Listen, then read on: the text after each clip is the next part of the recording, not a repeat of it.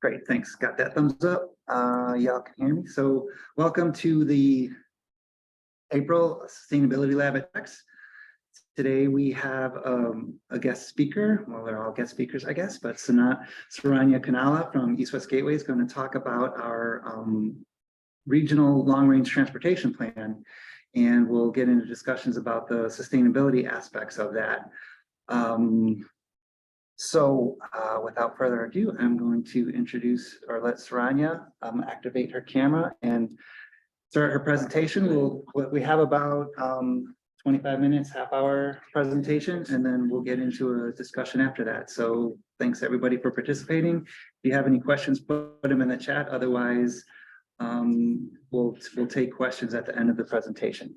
Thank you. All right. Turn your Okay, we're still good. Yes. All right, thanks everyone. My name is Saranya Kanala and I'm the Corridor and Long Range Planning Coordinator at East West Gateway. And so today I'm going to be presenting on, if the slide will move. I'm going to be presenting on the Long Range Transportation Plan for the St. Louis region, which is titled Connected 2050. We've just wrapped up developing the draft, and we're going to take the plan for final approval in June. So Connected 2050 represents East West Gateway's vision and priorities for the St. Louis region's transportation system. This includes highways, bridges, public transit, and bicycle and pedestrian routes. It provides a framework for regional transportation decision-making and investments. And the document is updated every 4 years as required by federal law and must balance technical needs, budgetary constraints, and public desires.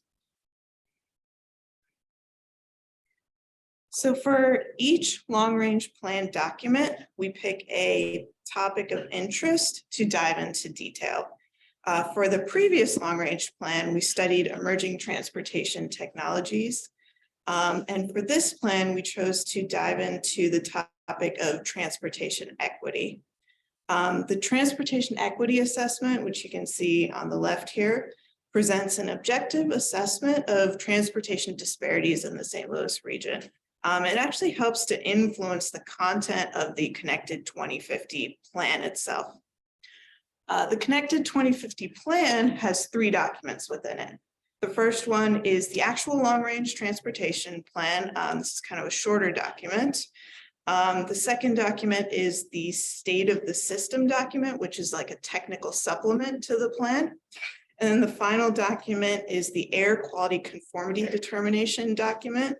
I'll walk through each of these documents in today's presentation, but I'll also try to focus on the sustainability elements in all of these documents, just given the interest of this group. All right, so we'll start with the transportation equity assessment. So you might be asking, why do we want to complete a transportation equity assessment now? Well, first, the agency wanted to recognize the role of past transportation decisions in creating the transportation equity challenges that we see in the region today. Next, we also wanted to support compliance with federal requirements that prohibit discrimination. The Justice 40 initiative is a recent federal initiative that sets a goal that 40% of the benefits of certain federal investments should be funneled directly towards disadvantaged communities. Third, we wanted to help the region compete for new federal funding. Federal transportation funds are split into formula and discretionary funds. Formula funds are just apportioned to the states and metropolitan area based off of population. But discretionary funds go through a competitive bidding process, competitive application process. And many discretionary programs have a strong equity component or equity criteria within them. And so we wanted to make sure that applications from our region really addressed a lot of those discretionary program requirements. Fourth, we wanted to contribute to other regional stakeholder efforts to address disparities in the region on just transportation. And finally, we recognize that addressing transportation equity provides benefits to the entire region. And we wanted to kind of contribute towards that effort. So one of the challenges when we talk about equity is to understand who we're actually talking about. So basically what population groups can be considered to be currently underserved. In this transportation equity assessment document, we focus on 6 population groups that you can see listed on this slide. And you may be asking why those 6 groups. Well, 5 of them are directly addressed in federal programs, and we are required to look at considerations for 5 of those groups. And then we also added the no vehicle households group to the list. This was a group that we added on because our analysis showed that significant transportation disparities exist among groups that have access to a vehicle and households that don't have access to a vehicle. We also did some preliminary analysis into other population groups, such as LGBTQ individuals or children, but either struggled with finding enough data or we didn't discover significant transportation disparities. And so that's why we settled on these 6 groups of people. So within the document, there's 3 parts within the assessment. So the first is a historical analysis that looks back about 100 years of transportation and decisions at the federal and local level. The second part is a current conditions analysis that takes a look at the transportation equity population groups that you saw on the last slide. And looks at disparities across various factors such as roadway safety, transportation access, exposure to pollutants and such.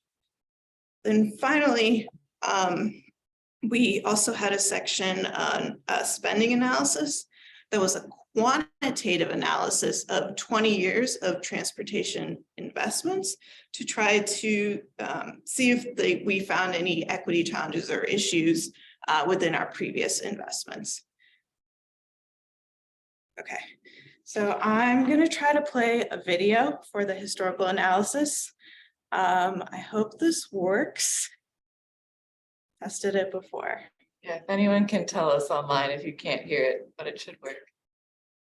Okay, so share screen.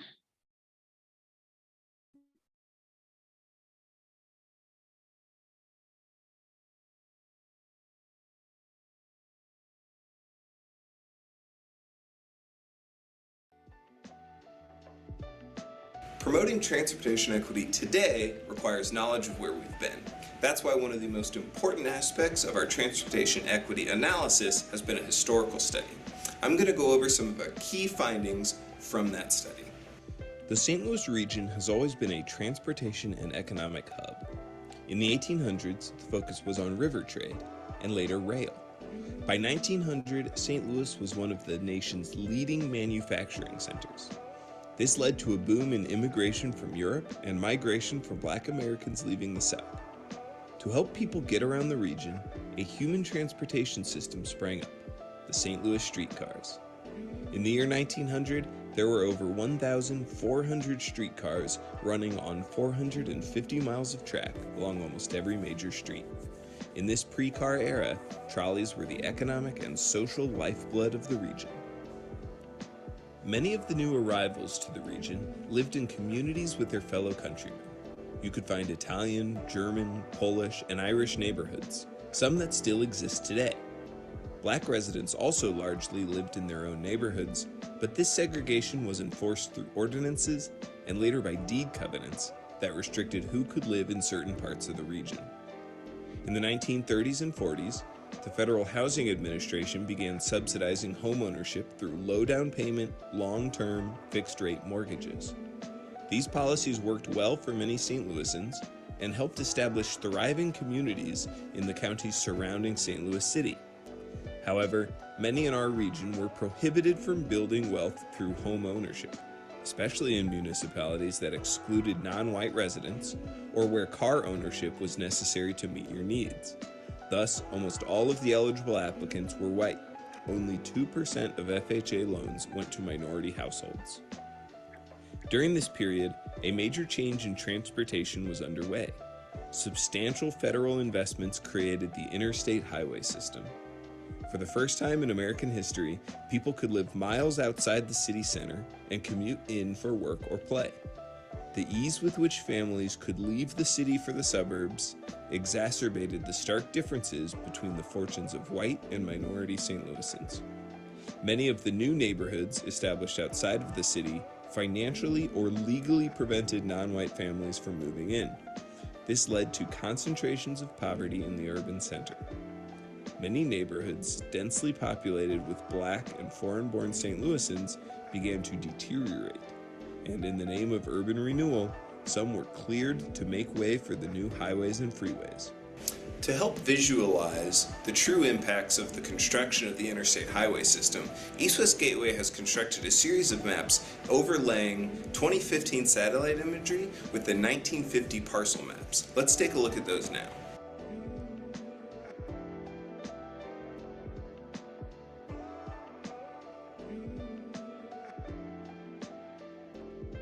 Really neat initiative.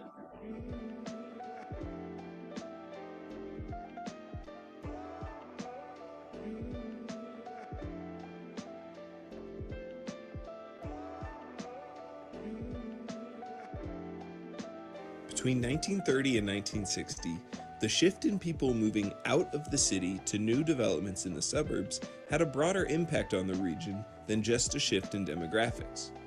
Municipalities in the surrounding counties were generally designed for the auto and did not have the density or street network to support public transit. Those who weren't allowed, couldn't afford, or chose not to move to the county were left with a shrinking public transit system that no longer served their needs. Over time, the transit network saw disinvestment, and the dense streetcar network was pulled out and replaced by bus services. Transit use fell from around 340 million passengers in 1946 to 87 million riders by 1963. Additionally, the decline and shift to the suburbs of manufacturing jobs meant that those jobs were often not accessible to the people who still lived in the urban areas, further contributing to the decline of once vibrant neighborhoods. Since the 1960s, new policies have been implemented to support civil rights, more inclusive decision-making, and to account for community and environmental concerns. This timeline highlights key federal policies and local achievements. Although work has been slow, our nation and region are moving in the right direction. During the 1970s and 80s, Bi-State Development Agency made strides in increasing accessibility, including becoming one of the first transit agencies in the country to operate wheelchair lift-equipped buses in their regular service. In 1993, the first line of the light rail Metrolink opened service. Today, many public transit systems operate in our region. Madison County Transit and St. Clair County Transit District meet the needs of Illinois residents of all abilities. Oates Transit offers a shared ride demand response service for areas in Missouri not served well by fixed route transit.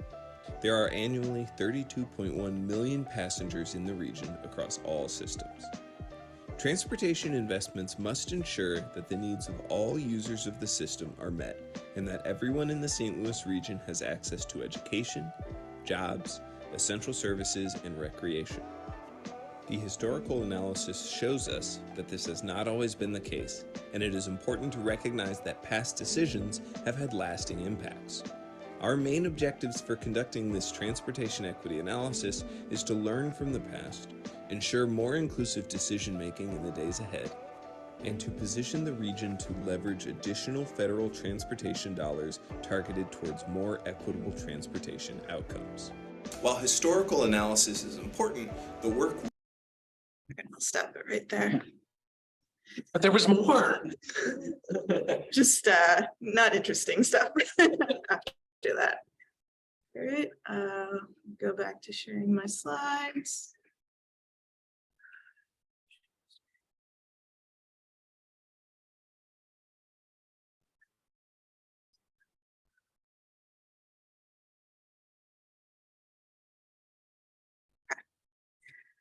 So I'm hoping that video was informative. The key takeaway is really that from the 1930s to the 1960s, federal investments in housing and transportation and also federal policies really promoted the outward movement of populations in the region, not just in St. Louis, but across the United States. Another important takeaway is that automobile development was heavily prioritized over transit. And this really resulted in creating these stark disparities that we see today in the region. This has a really strong impact on the sustainability of the transportation system because it makes it more challenging for transit, walking, and bicycling in the region because destinations are much further apart. And the more sustainable modes work better when destinations are closer together. So the next part of the equity assessment was a current conditions assessment. This map here shows diesel particulate matter exposure in the St. Louis region by census tract. Diesel particulate matter is emitted from diesel engines and is known to cause cancer and other serious health effects. And as you can see in the map, much of the concentrations are located along interstate corridors with high traffic volumes. So one finding that in the report was that no vehicle households are 1.86 times more likely than households with a vehicle to live in a high diesel particulate matter tract. That's ironic. Yeah, exactly. And this is another map from the current conditions. This map looks at grocery access in the region. So the brown dots here represent low access populations. That is those individuals that live more than 1 mile from a grocery store in urban areas and 10 miles for rural areas. That's a USDA definition. And then the blue dots represent individuals that have low access and are also low income. Over the last decade, access to grocery stores has slightly improved when looking at percent of the total population of the region. But if you look into proportions of Black residents, SNAP recipients, no vehicle households, or low income households with low access, it's actually gotten worse. And that shows that while the overall metric may be moving in the right direction, some population groups can still be moving in the wrong direction in terms of grocery access. All right, and the last section of the transportation equity analysis was a spending analysis. So this map here shows the diesel particulate matter map that I showed earlier, and it overlays funding from our CMAQ program. CMAQ stands for Congestion Mitigation and Air Quality Improvement. It's a federal program that funnels funds for projects that reduce motor vehicle related air pollution or mitigate traffic congestion in air quality non-attainment or maintenance areas. We are in a non-attainment area. And you can see that at least in this case, where if we look at the last 20 years of funding in this program, it has been directed to the areas of high need, which was actually a good finding in our document. And so throughout the spending analysis, we try to do analysis looking at funding, how it overlays in areas of need, how it's split across municipalities and counties. But this is just one example here. All right, so if you'd like to learn more, the transportation equity assessment is up on our website.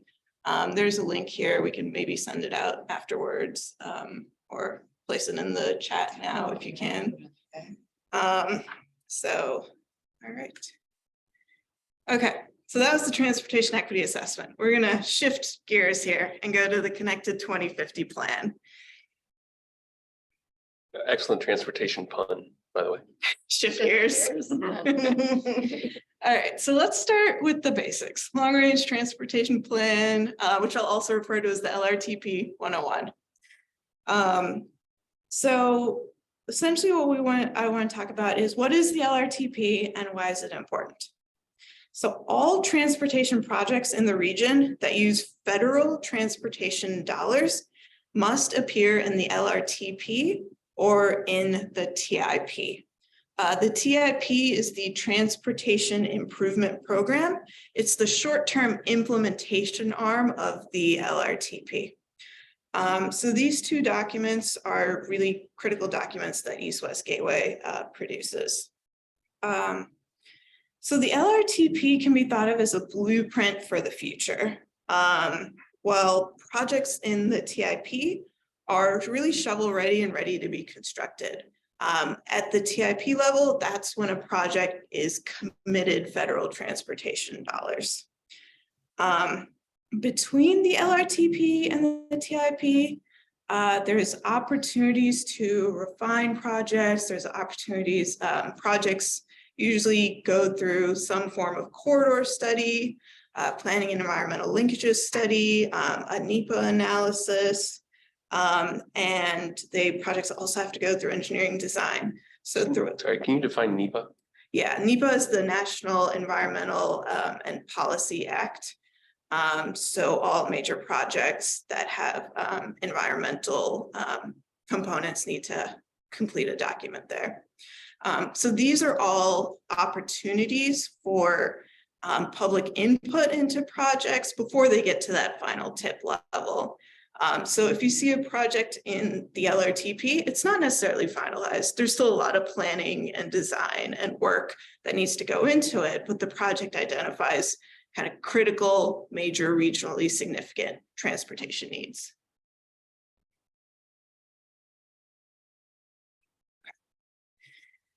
So the long range plan covers a 20+ year horizon, so out to 2050. Just a loose connection. Yeah. Okay. And so it covers a 20+ year horizon through 2050. It defines regional transportation policy through guiding principles. It establishes and tracks regional performance measures to measure the long-term performance of the transportation system. And it determines a fiscally constrained list of priority projects. That last point is important in that the plan needs to be fiscally constrained. The project list, it can't simply be a wish list. It needs to be a reasonable plan that the region can achieve. The types of projects that are included in the LRTP tend to be the larger, more major regionally significant projects, usually on the order of $20 million or more. There are exceptions, it's not a hard line. But the types of projects might include things like major big bridge construction. The Stan Musial Bridge would be an example. Transit system expansion projects. When we built out the cross-country Metro link, that would have been listed in the LRTP. Major highway construction projects would also be listed in here. And a huge part of the long-range transportation plan includes really assigning money for maintenance and rehab. We have a massive transportation system. Maintenance and rehab costs are very, very high. And so over 60% of funds in this plan are dedicated towards maintenance and rehab of the current system. So going through each of the elements in the long range plan, these are our region's new guiding principles. There are 12 guiding principles across 3 different categories. The first is our communities and region. These can be thought of as regional goals beyond just transportation. Then we have 4 principles within our transportation system. We want our transportation system to be safe and secure, provide choices and access for all. We want the system to be seamless, efficient, reliable, and well-maintained and resilient. And we've also included 4 guiding principles on our process, which defines how we want the transportation planning process to proceed. We want it to be collaborative, equitable, innovative, and performance-based. So these guiding principles kind of serve as the core for defining the transportation policy in the region. One important thing to keep in mind is these principles are don't just apply to the long-range transportation plan. They apply to all projects within the region. So the TIP projects all must align with these principles as well. As you can see, there's several sustainability related principles. One that directly calls it out, healthy and sustainable environment. But there's also a principle around choices, providing choices and access for all, which touches on transit, walking, biking, features such as that. All right, so each guiding principle has corresponding performance measures that we track. Some of the performance measures tied to sustainability that we track include measures around air quality, greenhouse gas emissions from the transportation sector, non-single occupancy vehicle travel. So that includes travel by transit, walking, biking, carpooling, and even work from home counts in that. Transit ridership is another measure we track. And on the right, you can just see a couple of examples of graphs from the document. The top one shows the number of days reaching unhealthy for sensitive groups or above on the air quality index. So you can see we're actually tracking fairly well in terms of air pollution. We have fewer and fewer days that are unhealthy. And the lower one shows non-single occupancy vehicle travel, which held stable from 2012 to 2019 and shot up during the pandemic due to the increased work from home, which is captured in this measure. And then the last element of the plan is project evaluation. So we submitted a call for projects to MoDOT, IDOT, and Metro to request projects to be included in this plan. They were given the guiding principles, and we had to evaluate them based off of the criteria, which you can see on the right here, to rank projects and to potentially pull them into the plan. So just a couple of examples around sustainability. We look to see if a transportation project improves air quality or reduces greenhouse gas emissions. We look to see if projects support improved water quality. We look at the ecological significance of an area and try to ensure that projects don't adversely affect ecologically significant areas. We also look at things like improving transit services, improving alternatives to driving alone. There's several elements in here that relate to sustainability. All right, so taking all that in, the document has a final investment priority project list. This is just a map of the projects. I know you can't really see them in detail, but it's just kind of a summary of where the projects are. Projects are split into 3 funding tiers essentially by about 10-year periods.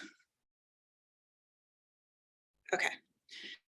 So next I'm going to go through a couple of project examples that are contained within the plan. So the first one is Future 64. This is a project on Interstate 64 between Kings Highway and Jefferson in St. Louis City. The original motivation for this project was actually a need to rehabilitate aging bridges. However, MoDOT recognized that there were other challenges here and partnered with East West Gateway, City of St. Louis, Great Rivers Greenway, and also Bi-State Development and Metro to identify other critical needs along this stretch. So some of those needs included increasing roadway safety for users, reducing the barrier effect of I-64 for bicycle, pedestrian, and transit users, and improving navigation around this area. If you've ever driven through this stretch, it is really confusing. The ramps are really confusing, so they really wanted to improve the navigation there. So based off of those community needs that they identified, the project team developed several project goals. Some examples include right-sizing I-64 to reuse available space to benefit the community, supporting improved land use near transit stations and trails. They realized there's a lot of ramps and there's an opportunity to consolidate those ramps and really give back space to the city, especially in an area that a lot of people travel to. They found that this might be a good opportunity for transit-oriented development, freeing up space to kind of intensify development. So those were some of the project goals. Other goals included integrating bicycle and pedestrian facility design, integrating ecology best practices into project designs and right-of-way use. So I think a key takeaway for this project is they took what was essentially a maintenance need that MoDOT saw, and they took that project and they turned it into a more community-based planning process, which is beneficial in that, one, it's more efficient for using transportation funds. You already have to rehab the bridges, so why not think about making other improvements at the same time? But also really just looking at how can the interstate highway function better there and be less of a barrier for people trying to cross it. So really an interesting project that is captured in this plan. The second plan I'm going to discuss is the North Side South Side Metrolink extension. This is a project that's going to build a new light rail line connecting North St. Louis City and South St. Louis City. As you can see in the image, it's planned to be a street level light rail system. The project was originally proposed to go through downtown, but given the pandemic and changes in transit ridership, Metro is actually going back to the drawing board and looking at other possible alignments. So that work is in progress. One of the standout features of this project is its analysis of needs. So the first map here shows the concentrations of no vehicle households within St. Louis City. And you can see, one of their proposed alignments is really hitting areas where there's a high need for transit service. And so that was a really quality analysis that was done. If you look at the right, this is a map of employment densities in the area. And the current Metrolink line does a really great job of linking dense employment centers. But the new proposed line is really looking to bring residential areas into the mix and allow people in residential areas to connect to these employment centers. So, okay, so almost done, 3 more slides. I just figured you're gonna hit all these chapters. Yeah, all of them.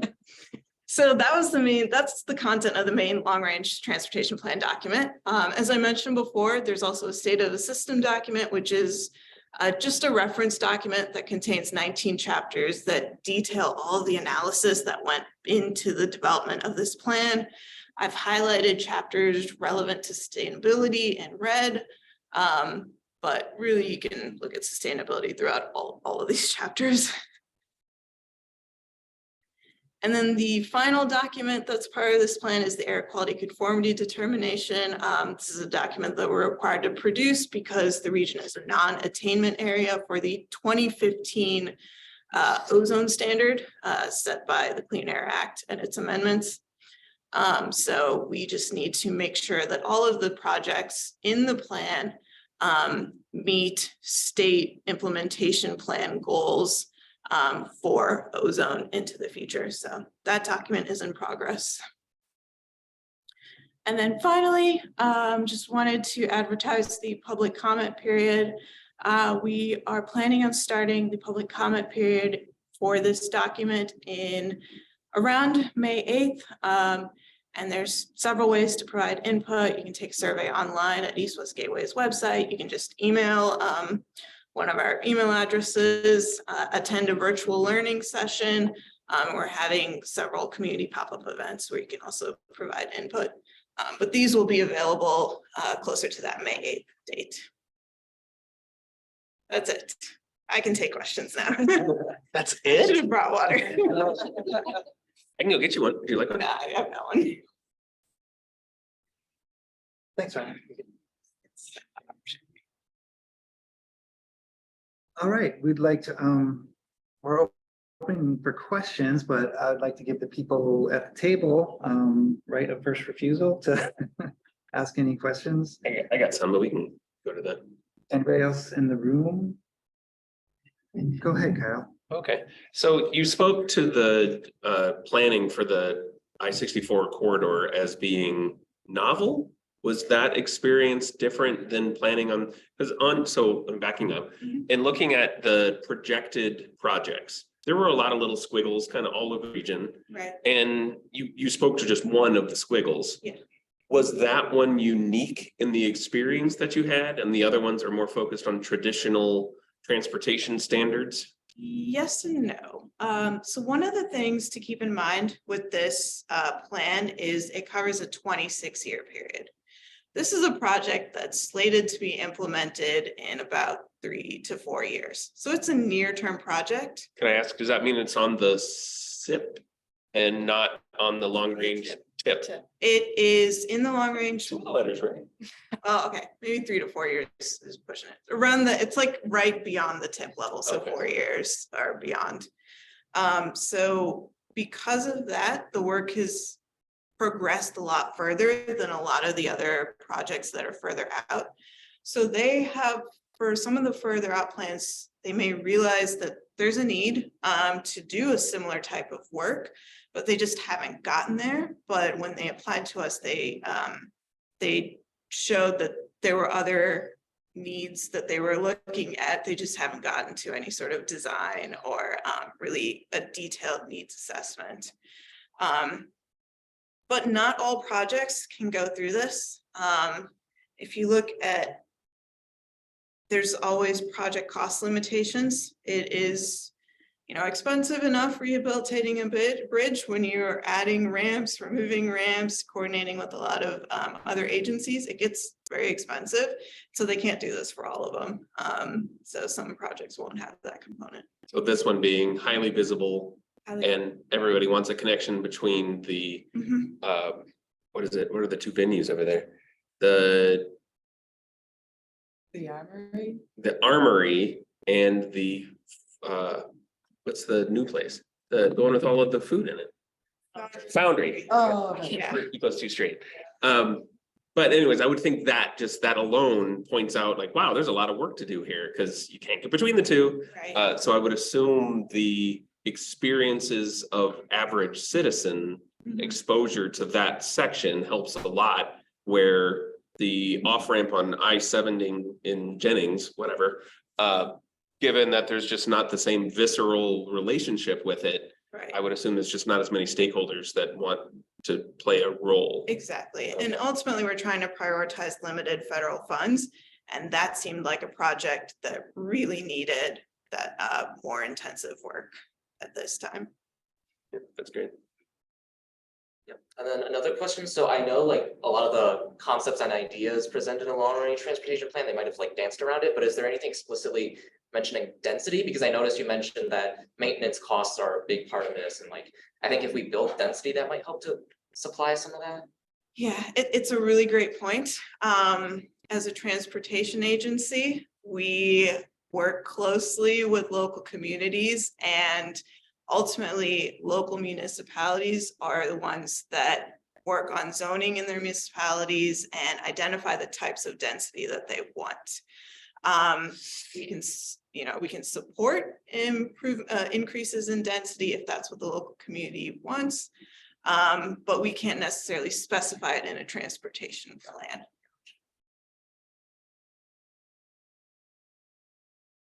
But it is a good point, and we're always talking with cities about that idea, but unfortunately, East-West-Gateway is not. Because like transportation, it's like inherently dependent on the land use around it, so. Yeah, I would hope there's a lot of good collaboration going on. And I've had a lot of experience with going through public engagement around TOD stations, and this region as a collective, we have an opposition to density. I've heard a lot of residents come to meetings saying, oh, I don't want an apartment complex. So our part as planners is to educate the public on the benefits of it. And it actually doesn't decrease your property values. It increases it when it's done well, because it's paired with the transportation and other land uses and services around there. So we need to keep being active and educating people about the benefits of having a variety of housing types and densities throughout the region. And following up on that, one of the chapters in the State of the System document is entirely focused on land use.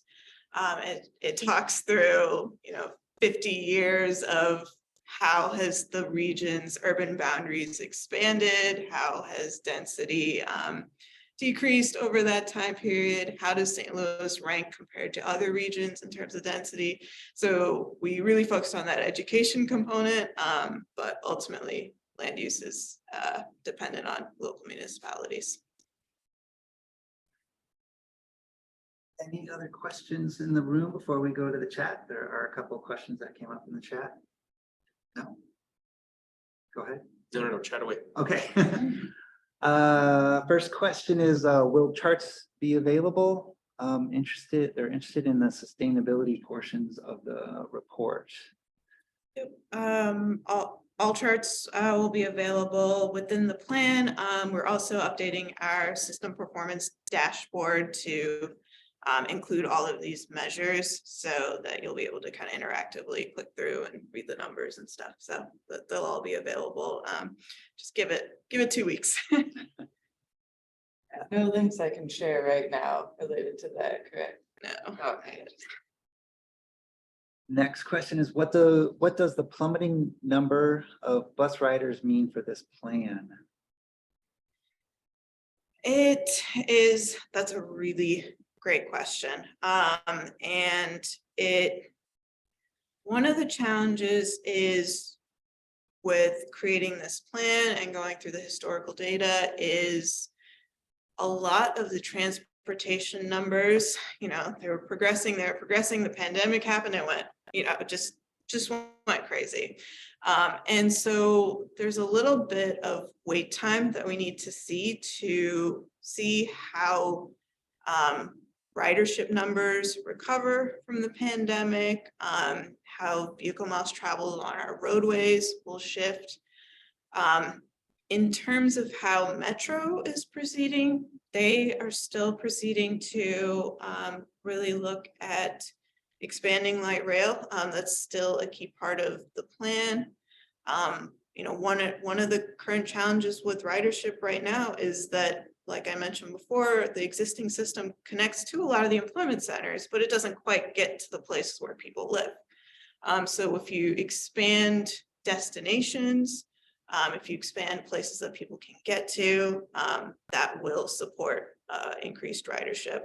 But I also can't quite speak to all of Metro's challenges and all of their kind of plans towards increasing ridership.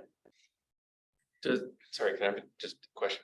Does the single occupancy vehicle numbers where you were saying that, look, the zigzag, does that play a role in similar to the ridership in just like it's a number, things are weird, can't really act on it kind of data? It's challenging because the single occupancy vehicle measure was mostly impacted by work from home. And as we know, people are coming back to offices, but a lot of people are working hybrid schedules. And so because of that, we're still in a little bit of a waiting game to see how things level out. However, there's also an opportunity to take advantage of trends like that because it has reduced congestion on our roadways. It's helped us identify what are really the bottlenecks in our system as opposed to the really more the areas of the system where congestion just disappeared. We still have areas that are bottlenecks that we know we need to focus on this certain area. So there's some of a waiting game, but there's also some just trying to take advantage of what we're seeing and promote behavior in certain ways. Does it positively, or I don't know, whatever angle, does it give more weight to measures like equity, like freight? Ones that are just not reliant on me waking up and saying, I want to go earn a paycheck. It's much more kind of core to the region versus something that could be impacted by management saying, great news, you get to work from home now. Like, would it bring our freight system higher in priority if we were less of a single occupancy vehicle, more folks are working from home, et cetera, data point? Or are they not related? Does one going down not make another come up? I don't think those are related that's that good. strongly. We do prioritize freight movement pretty heavily here in general, but I wouldn't say they're necessarily related. And I would say that from the original question, it's still going to be a priority for us. If we want to be, a competitive metropolitan region, we have to have a robust system, and part of having a robust transportation system is a robust and reliable transit system. And so I think we're always going to have it in our plan because it's part of our, vision for being a top 20 MSA, but we have to take it. I took a bus for the first time last year, and I've been here 20 years. So I'm trying to take it, several times a week now. We have to, as environmentalists, have to take it when we can. We have to promote its use, work with organizations like Citizens for Modern Transit that's really promoting use of it and improving users' experience with the bus stops and riding. So it'll stay in the plan, but we have to do a lot as a community to make it be a viable system by using it ourselves. Like a related question to that, does this plan have anything like specific about investments into the current bus system? Because I know like one of the big challenges is just even with the existing system, operations wise, it's very challenging. Yeah, we don't get into details on the kind of bus system and operations. It's really internal to Metro and how they plan their routes. This is really looking at the major federal investments. Is there any like discussion like BRT corridors or anything like that, or not really? BRT in this plan, no. Okay. Can you BRT, acronyms? sorry, bus rapid transit. So really just a kind of dedicated right of way for buses. There's a lot of features in BRT like signal priority at intersections. Really dependent on Metro itself and what their plans are. There was a time where they were looking at BRT systems. They didn't find them to be that viable at the time. So they decided to prioritize the light rail expansion. I can't tell you a lot of what went into that, but that was kind of their internal prioritization. But those type of investments would be in the tip, right? It will show up in the Yes, tip. yeah, operational. Well, tip projects, there'll be things like we need more buses. We need like smaller transit improvements and changes. Those will get captured in the tip. What you won't see is something like we want to shift a bus line from this route to this route. That wouldn't get captured there. Thanks. The next question is about MetroLink. Will the north-south MetroLink along Jefferson definitely be happening, or might it move to another street? So Jefferson is kind of the preferred alternative that they're looking at right now. However, they Metro is still doing extensive engagement along, looking at that alignment. The project needs to go through Federal Transit Administration approval.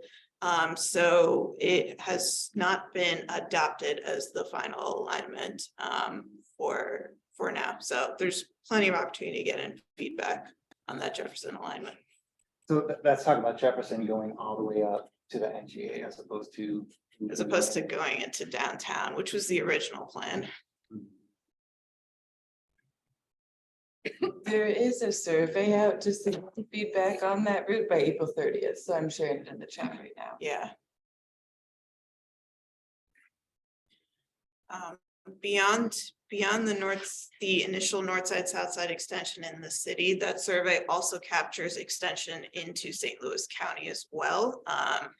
That those alignments are in just complete discussion stage, so lots of opportunity to get feedback on the county alignments. Yeah, I mean, personally, I hope this project comes through and is successful because it's being at grade. Some people don't like it, but that's what or light rail usually looks like in other regions. It's more like a reminiscent of a streetcar, and it's right there and accessible and. Yeah, but the trolley ruined us on that. Oh, that's what we're getting? No. Yeah. We don't talk about the traffic. Will the north-south have signal priority and like, will it have signal priority? I believe the plan is to have single priority. But don't quote me on Okay. Somebody asked, is it a little bit, if you build it, they will come? That question popped up when we were talking about the buses.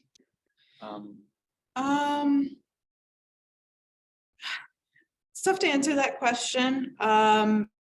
There's always, transit is always the chicken and the egg problem. You're always looking to build transit in high ridership areas, but if it doesn't exist, you don't necessarily know if it's going to be high ridership area. In this case, we know that the north side, south side extension connects into communities that are heavily reliant on transit. Metro is looking at bus ridership along these routes. They are looking at the percentage of no vehicle households that live here. So we know that there's latent demand there to use transit in a lot of these communities. Is there anything going on to the 70 Grand corridor at all? Because like I know that's the highest ridership route in the entire system, so. The I-64, Future 64 is looking at improvements on the Grand Corridor. They're still weighing alternatives for that project, but but they're looking at signal priority through Grand as an option. So yes. How often do these reports come out? The long range plan is published every 4 years. The Transportation Improvement Program, the TIP, is published every year. Were you involved in the last one? I was not. Do you have any, I'll ask the question and you can tell me if you've got any experience on it. I'm wondering the relationship of the administration with the long-term report. This thing, I wouldn't see the focus on equity being valued in the previous administration. Mhm. The freight, sure. The efficiency, sure. But that wasn't really that wasn't really their thing. Is there, let's say, the next administration, Mhm. insert administration here, is the focus of the long-term planning, given that you're MSA, you're not municipality, you're beholden to the rules of the federal government, all of these attributes, does it waver? Is there a kind of a relationship with the gestalt of the federal government at that point? Or is this less, I'll call it like political, and it's much more just intentional planning in its root? Okay, so I'll touch on that with 2 points, but you can tell me if I answer your question. Yeah, there was 9 billion things there. The answer is yes. So the first is, at the federal government level, there is a strong push towards equity, not just in transportation, but across all federal programs. But that's I'm- new, right? That is new. Yeah. That's very new. It's really written throughout, it's from the highest level administration. Justice 40 is from the Biden administration directly, directing communities to fund 40% of investments directly into communities of concern. But the USDOT is also taking that, and they've developed an equity action plan, and they're weaving equity all throughout these programs. They're adding criteria for discretionary programs. So I think the chances that someone goes in and says, get rid of all that equity is pretty unlikely, just because it's just covered all the way throughout all of these programs. At the local level, we were taking that direction from the federal government. We developed the transportation equity assessment. This entire long-range plan document, we've woven equity, was the main focus of this document. We wove it through the entire plan. We included project evaluation criteria for equity all through each of the project criteria. There's still a bit of a learning curve. It's really hard if you're an engineer, a traffic engineer, to really understand, is this project improving equity? Is it not? And that's going to take some time to working with project sponsors, really diving in, understanding the needs of the community, making sure projects are creating the benefits that they need to. And I think that's just going to take some time. And what we want to do is, a paradigm shift towards more projects like the Future 64 project, less projects where you just kind of go in and, really just do what we've done before. That's great. Rania, you can tell me if I'm interpreting this wrong, but your original question was about the plan and what we put in the plan. We have a general degree of flexibility about what we put in the plan, and usually the feds give us some, or DOT gives some direction about you need to focus on this or something, but we can almost put whatever we want in the plan. The difference comes in with the funding legislation, and then that's usually where the strings are attached, or the requirements are put in, and the current Infrastructure Act, when we adopted last year, and it'll be in place. 2021. It'll be in place for, I don't know how long. 5 years. Yeah, so we've got 5 years to work with the current funding stream to have this equity, or this focus on equity. And then we're always on pins and needles waiting for the next infrastructure bill to come out to see what the emphasis is going to be like in that. But that funding would apply to the TIP Right. projects, Right. because they're shovel ready. So these long-term ones, they could be open for funding strings, whatever those may be, in the future funding It's possible. initiatives. And it's always the challenge with Sure. administration. Go both, changes. folks. But one of the things is the current plan, IIJA, the current Federal Transportation Act, it's pretty historic levels of transportation funding. There's a lot of money there, and they have specific programs like the Reconnecting Communities Grant, which is really entirely focused on equity. For Future 64, I believe MoDOT is going to try to apply for money from that grant. And so all of the work that we're doing is kind of providing evidence that, hey, the region is really looking at this issue. Let's get that money to us so that we can take on some of these more equity focused projects. And it's in this infrastructure bill about filling in the EV charging infrastructure. Right? Yes.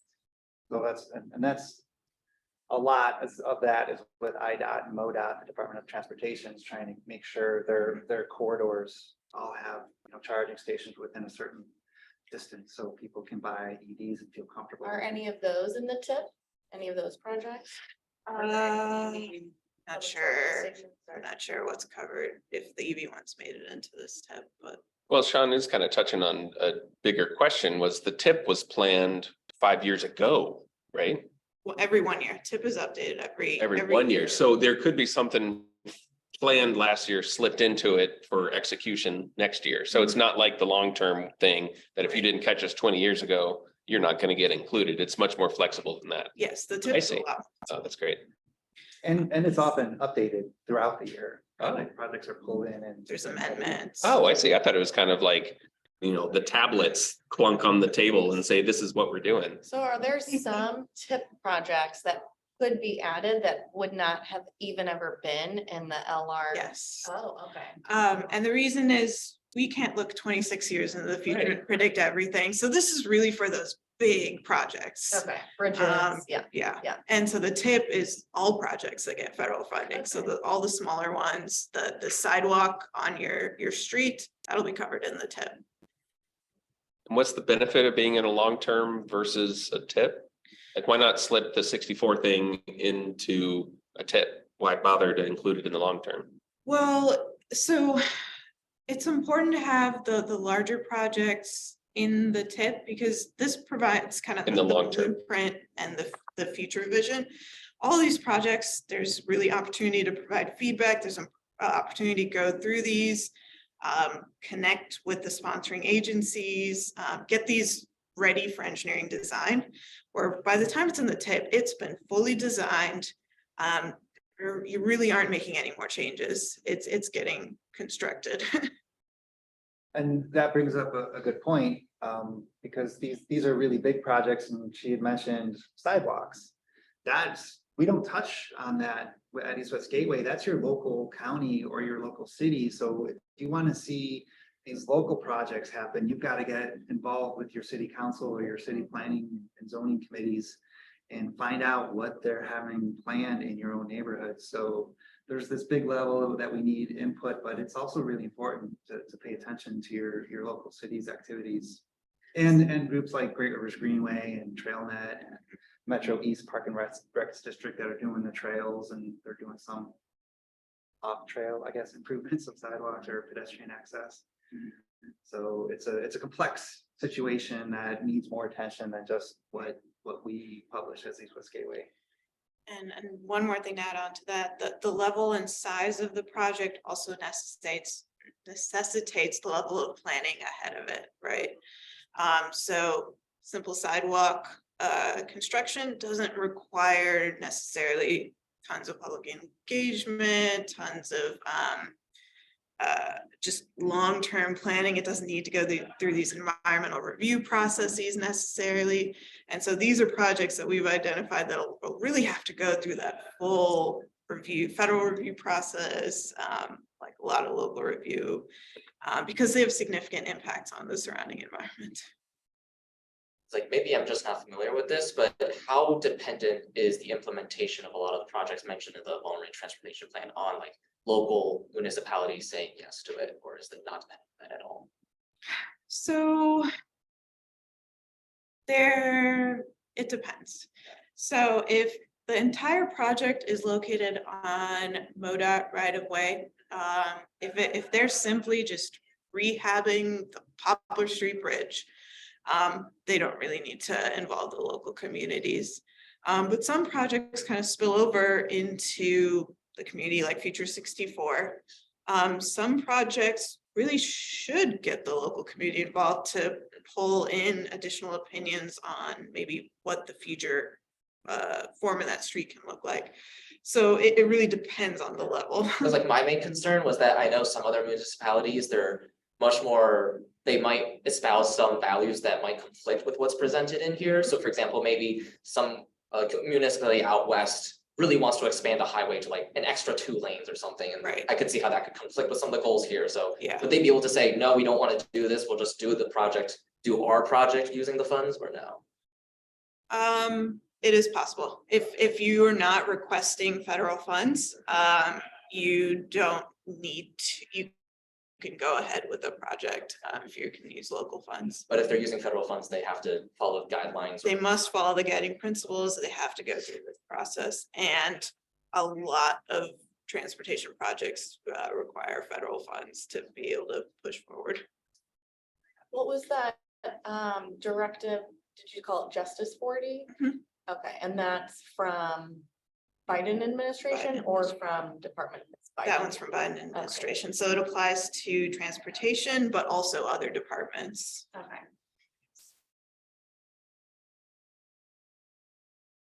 Yeah, it's pretty neat. That's my worry is, that's Right, great. in 2 And years. yoink. Yeah. Yeah.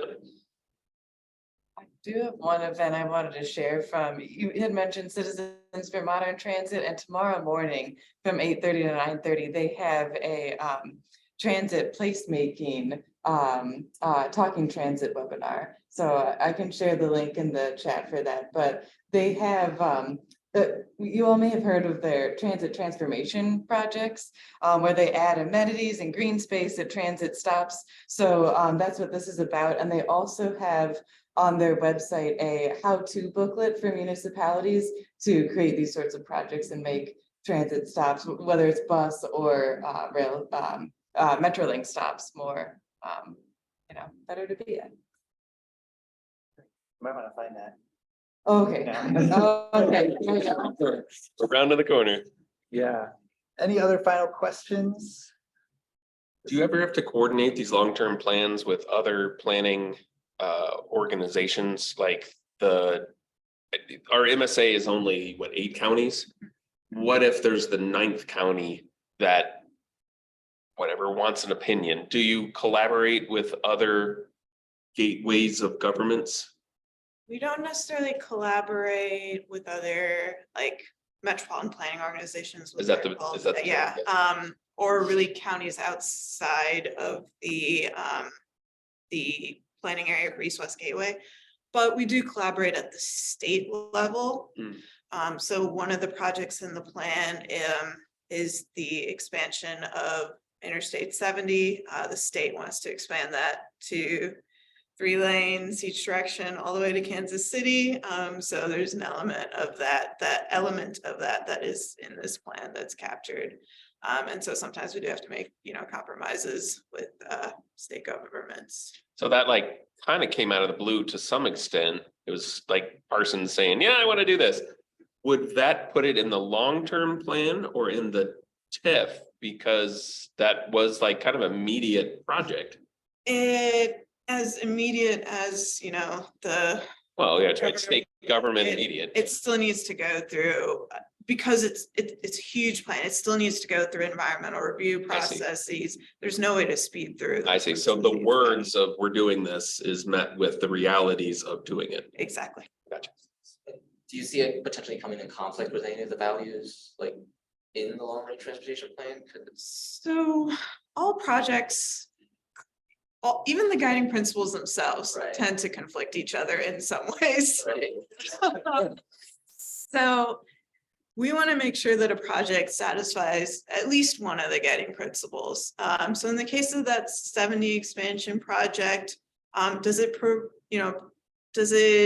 create some challenges? Yes, it's expanding capacity. It is,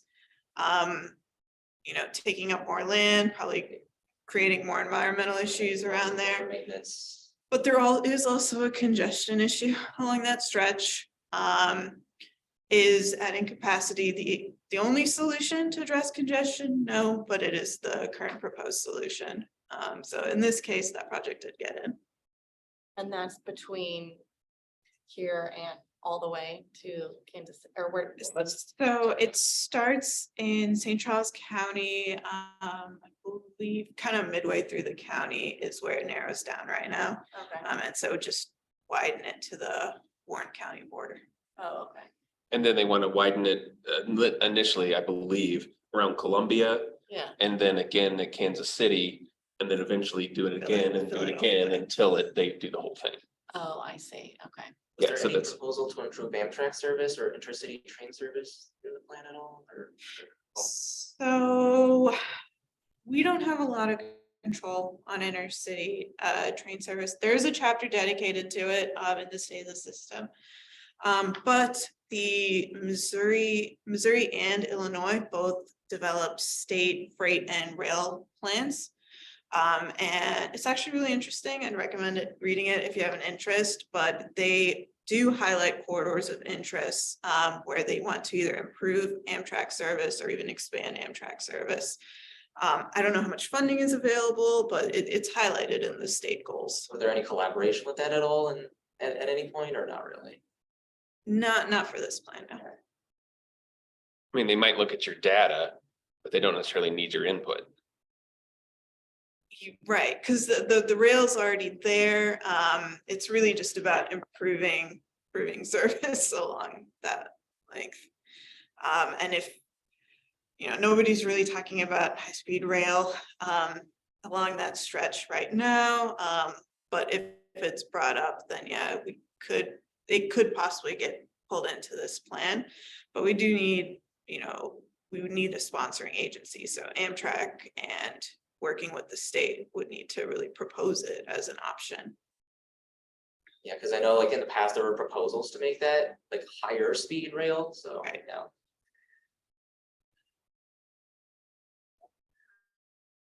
Well, thanks, everybody. It was a really good discussion. Yeah, it was great. Before we leave, I'd like to give a plug for our May Sustainability Lab, which will be on the 30th, same time, same place.